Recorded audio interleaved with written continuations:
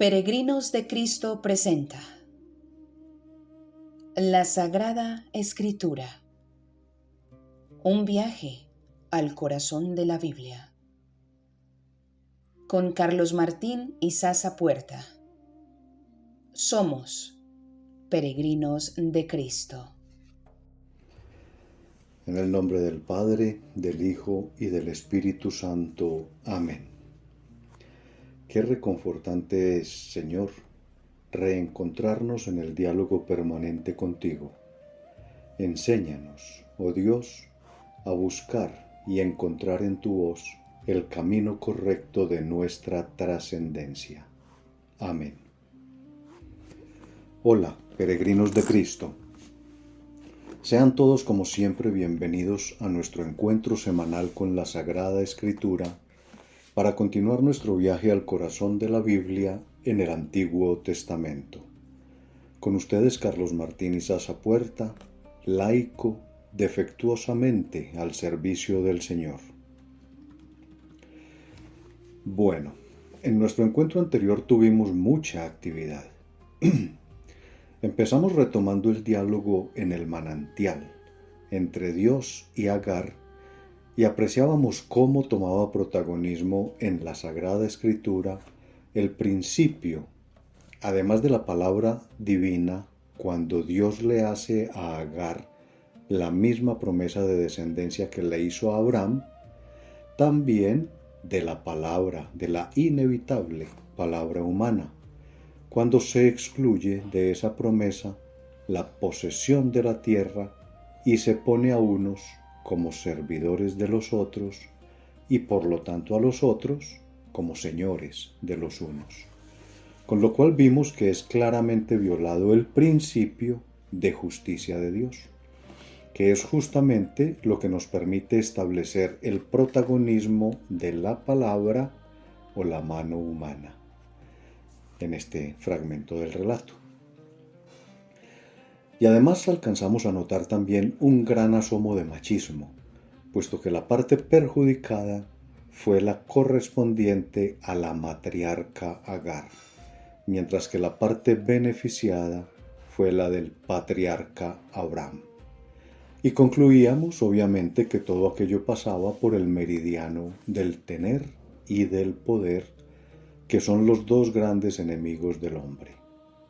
El tener, representado en la posesión de la tierra, y el poder, representado en el señorío de unos sobre los otros, que por cierto son los mismos problemas por los cuales este mismo tema hoy por hoy aún no ha terminado. De hecho, sigue en el mismo punto, la posesión de la tierra y el mando sobre los otros. Hablo de Palestina e Israel. Y con todo esto estamos entonces viendo la gran importancia de hacer una lectura, en primer lugar, crítica y en segundo lugar, desde el pueblo de Dios y no desde sus gobernantes o dirigentes. Pues haciéndolo así podemos estar seguros de que no caeremos en fanatismos ni en fundamentalismos que desvían totalmente el objetivo de encontrar a Dios comunicado o transmitido en estas palabras. Pues podemos estar tranquilos de que no nos vamos a equivocar cuando miramos de forma crítica, analítica, reflexiva y cuando nos ponemos del lado del pueblo de Dios. De eso podemos estar seguros.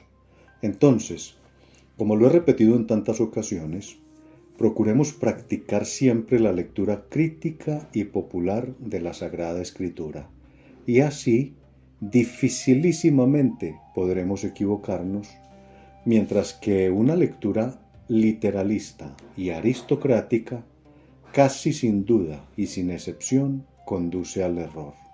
Ya se los he dicho, fanatismos y fundamentalismos principalmente, sin contar los errores históricos, literarios, culturales, etc. si, repito, cometemos el error de aferrarnos a la letra. Bueno, luego vimos también cómo los escritores sagrados recuperaban rápidamente el rumbo, sin corregirlo, pero recuperaban el camino de la sabiduría divina. Es decir, se alejaban de la mano humana y volvían a ponerse en la mano de Dios.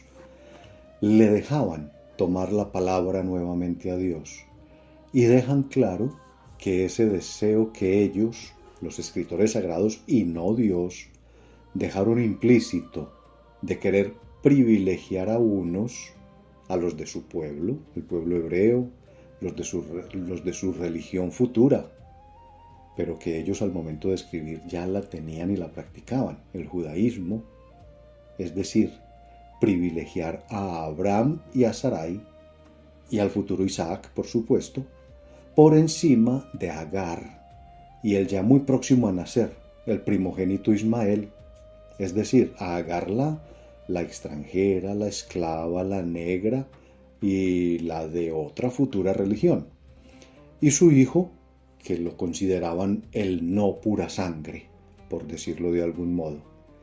Y eso, como lo digo, como lo aprendimos, lo único que trae siempre es división y conflicto, como efectivamente sucedió y sigue sucediendo hoy por hoy en aquella región y en todas partes.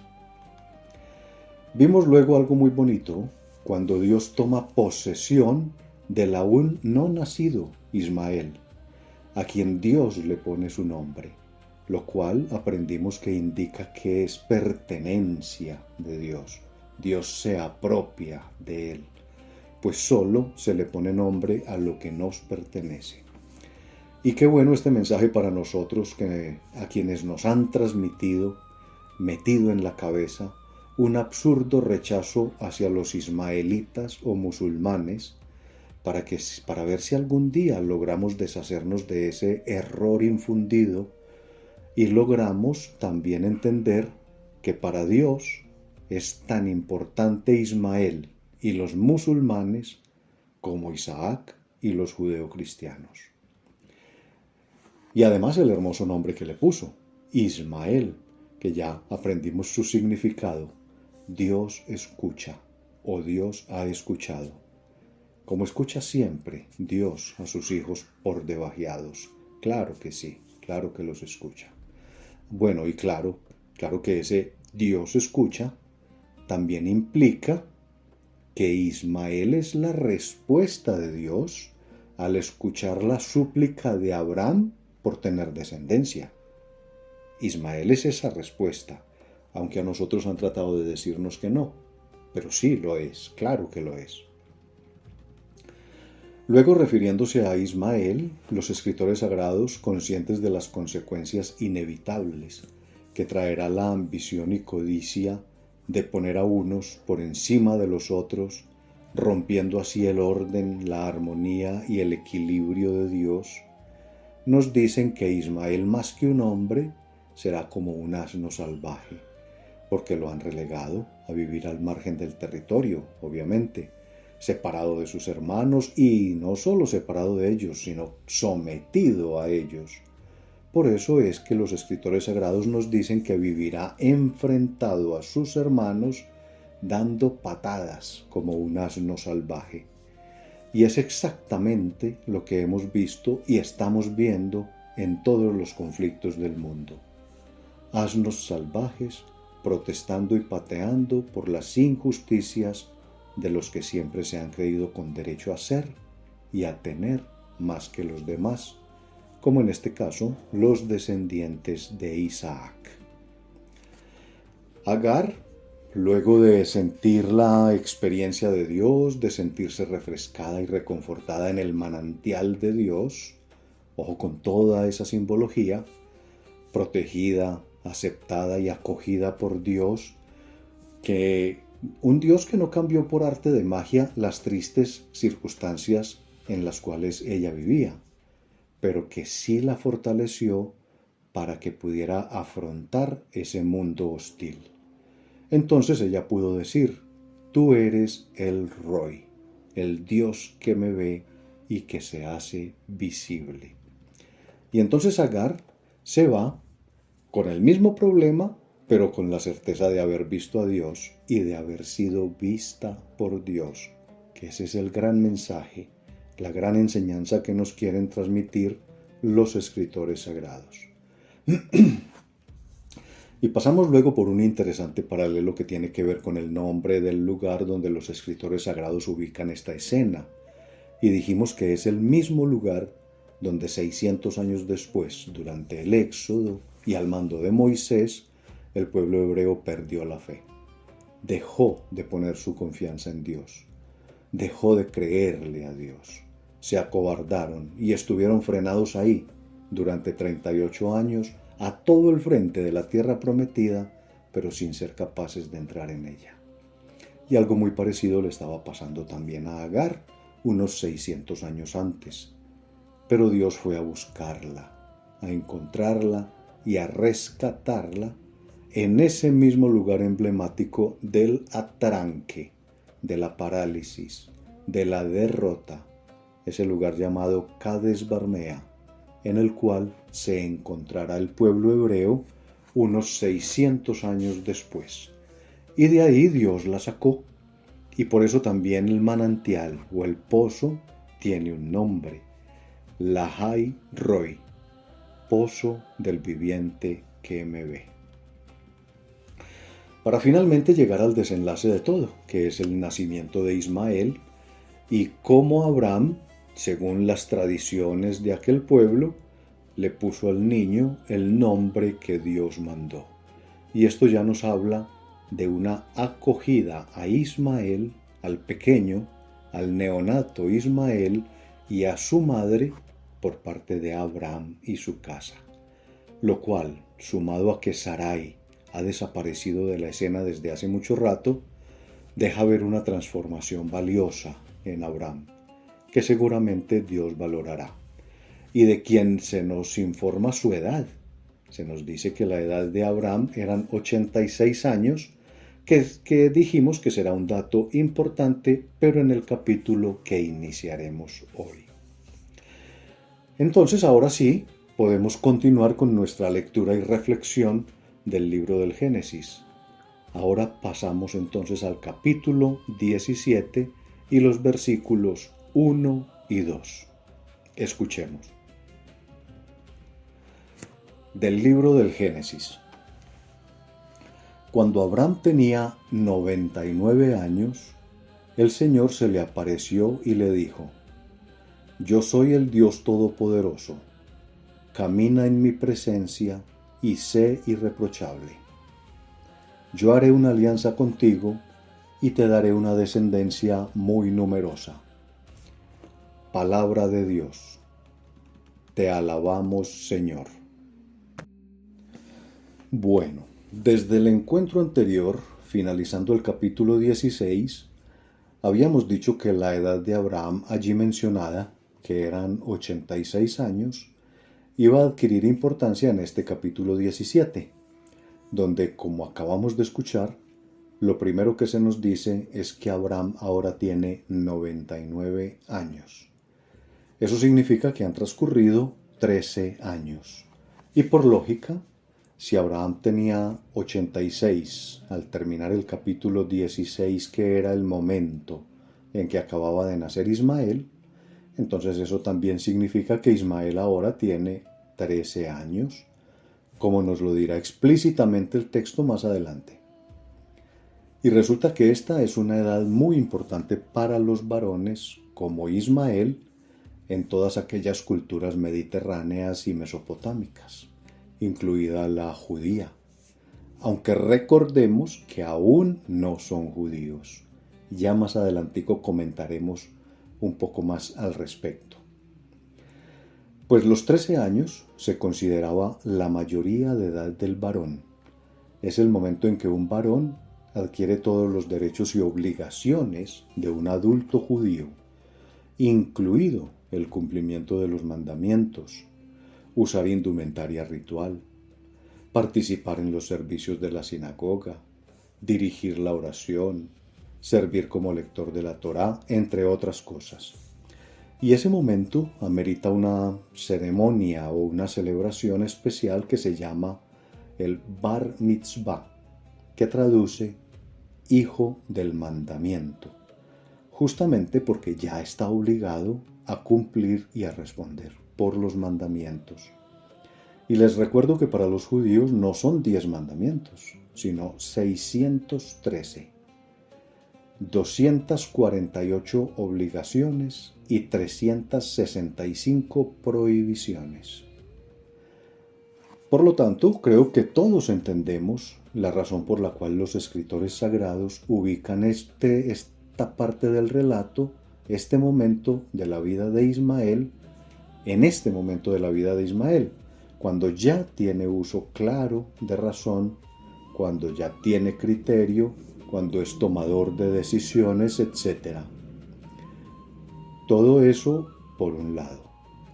Pero por el otro lado, también había sido durante todos esos años cuidado, protegido, sustentado, educado, etc., por Abraham, como el cumplimiento de la promesa de Dios. Y así lo cargó y lo acompañó hasta la mayoría de edad. Y todo eso es importante, pero no podemos perder de vista otro detalle, y no menos importante, y es que recuerden que, como ya lo mencioné más atrás, ellos aún no eran judíos, y todas estas características que acabamos de mencionar, la mayoría de edad a los 13, que implica el cumplimiento de los mandamientos, el derecho a usar cierta indumentaria, a participar de los servicios religiosos, a dirigir la oración, etc., pues aún no existían. Nada de esto existía aún en tiempos de Abraham, ya que todo eso empezó a elaborarse, a construirse, a partir del relato de la liberación de Egipto, narrada en el libro del Éxodo, que no es un acontecimiento histórico, pero que los escritores sagrados lo ubican unos 500 años después de esto que nos están narrando aquí con Abraham. A ver, para que lo comprendamos, para que tengamos una visión global. Y no voy a usar los años precisos, exactos, pues no nos interesa la precisión, solo tener una referencia clara. Entonces voy a redondearlos un poco arbitrariamente, a redondear los años para que lo podamos manejar más fácil.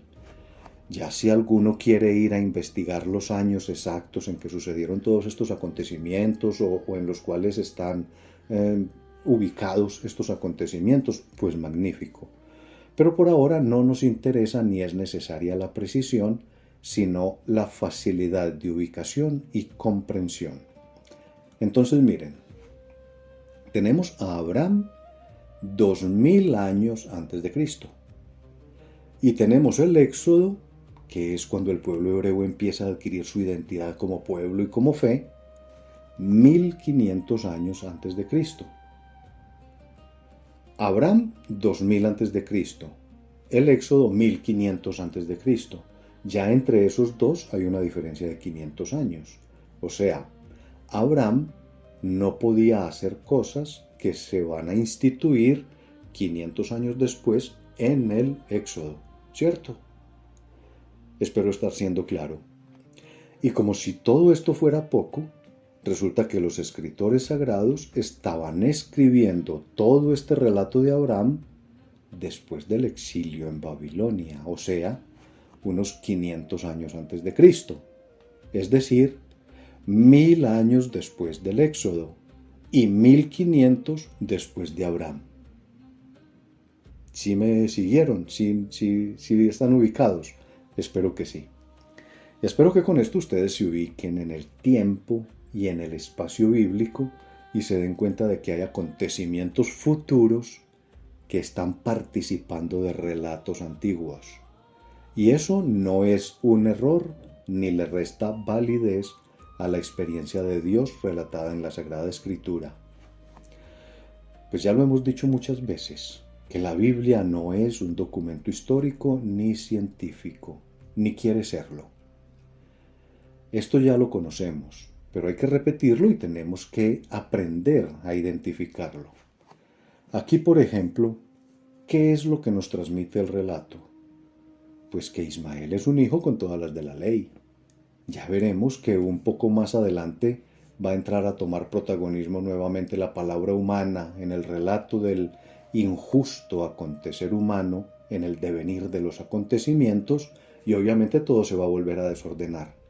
Pero hasta aquí los escritores sagrados nos dejan claro, en primer lugar, un gran comportamiento de Abraham desde el momento en que recibió a Agar, que regresaba del desierto, su parto, el recibimiento y la acogida de Ismael y el transcurso de estos 13 años. Y en segundo lugar, que Ismael no es un hijo de segunda.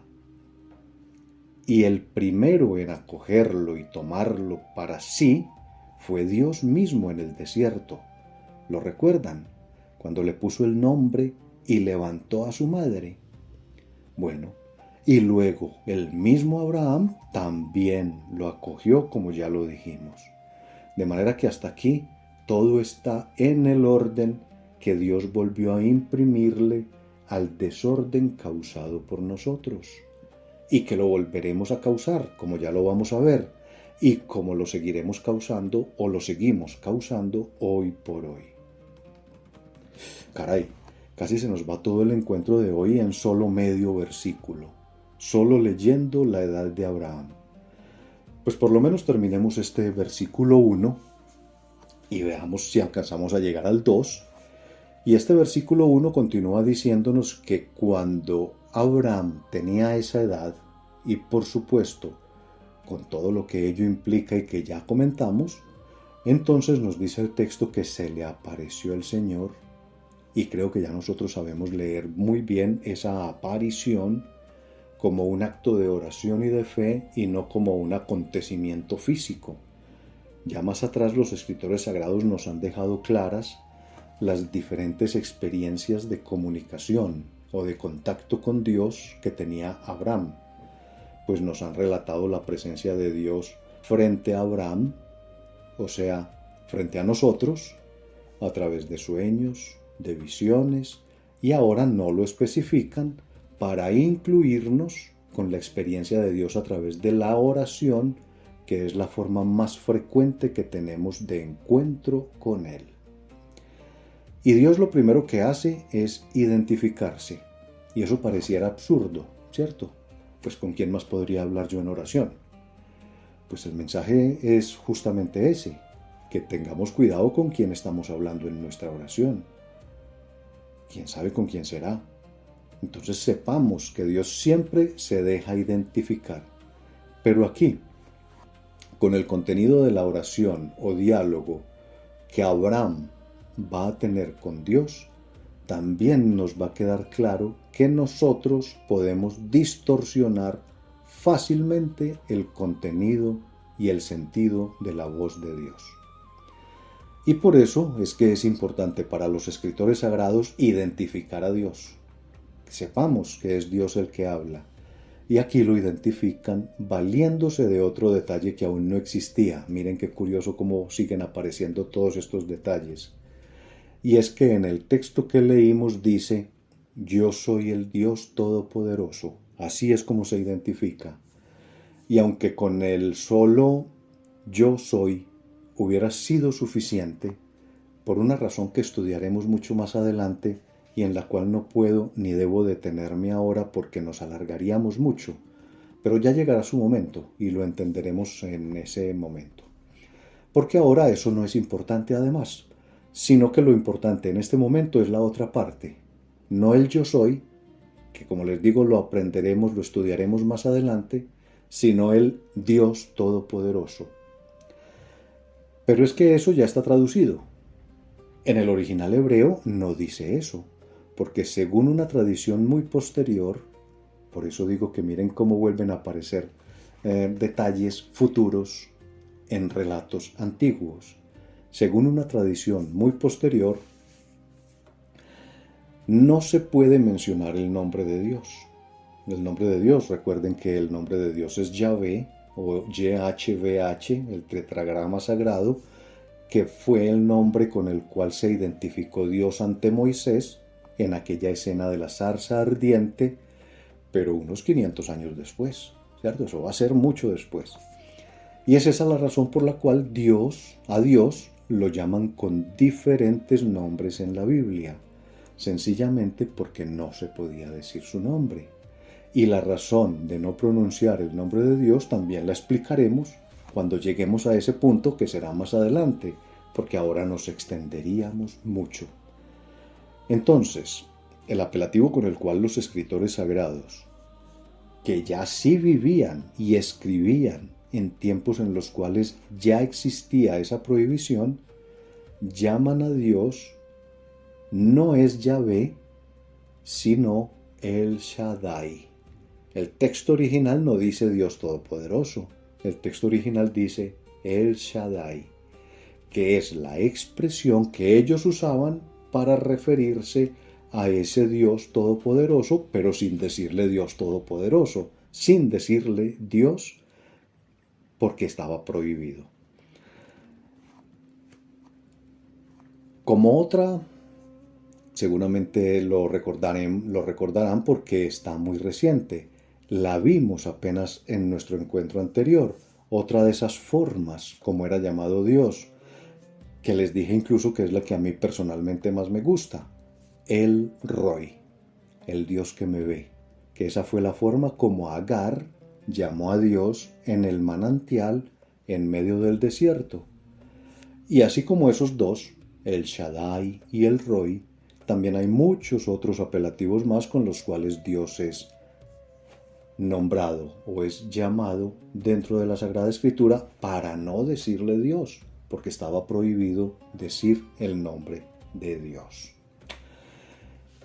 Pues bien, después de identificarse, Dios procede a decirle, o mejor, a hacerle sentir en su corazón, o mejor todavía, a hacernos sentir en nuestros corazones, porque así es como Dios habla, la necesidad y el fuerte deseo de no alterar el orden establecido por Dios, que eso es lo que significa caminar en su presencia, y además ser irreprochable.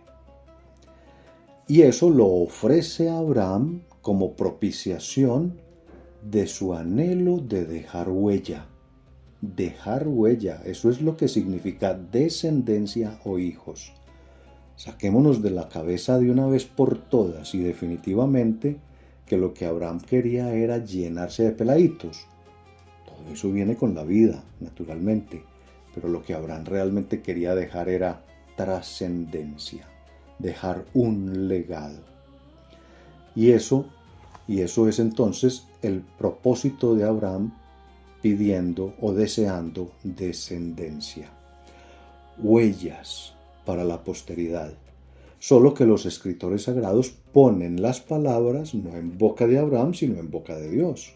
Recuerden que era el diálogo interno que estaba teniendo Abraham con Dios.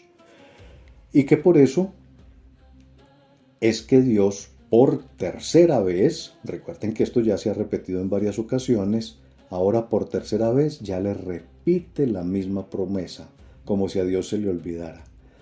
No, es que las promesas de Dios son para ser construidas por nosotros.